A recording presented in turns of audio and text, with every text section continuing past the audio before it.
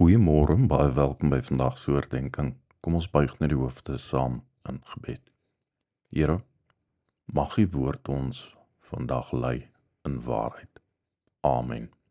Ons voorlesing vanmôre is vanuit 1 Korintiërs 1 vers 13. Is Christus dan in stukke verdeel? Is Paulus miskien vir julle gekruisig? Of is julle in die naam van Paulus gedoop?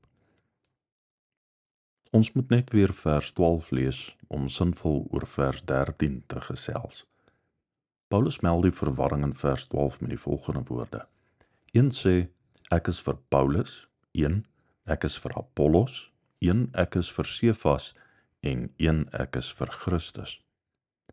Die Korintiërs noem Jesus in dieselfde asem as gewone bedienaars van die evangelie.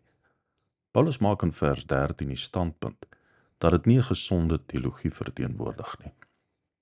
Om ander op hierdie wyse gelyk te ag met Christus is 'n groot probleem.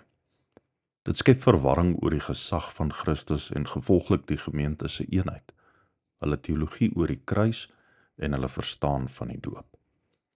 Ons leer vandag hieruit 'n beginsel wat ons self kan toepas in ons lewe.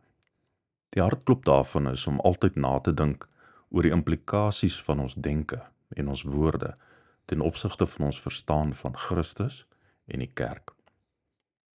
Die uitdaging is om mense denke en woorde te meet aan Christus.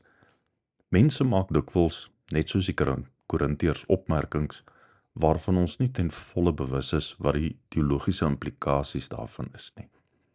'n eenvoudige voorbeeld hiervan is wanneer 'n mens byvoorbeeld 'n slang doodmaak en sê, die Bybel sê die mens sal die slang se kop vermorsel.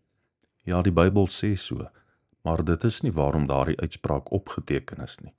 Die woorde sou meer van pas wees tydens geestelike oorlogvoering en in die konteks van Christus wat afgereken het met die bose. Die vraag wat uit die teks by my opkom, worstel met valse leringe.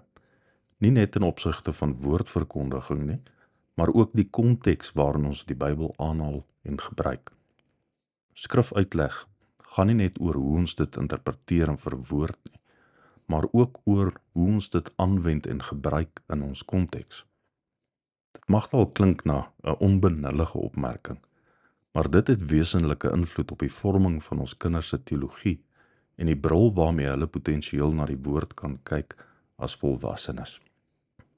Mag ons altyd onthou dat ons Christus nie gelykstel aan ander nie en dat ons moet let op die teologiese implikasies van ons woorde.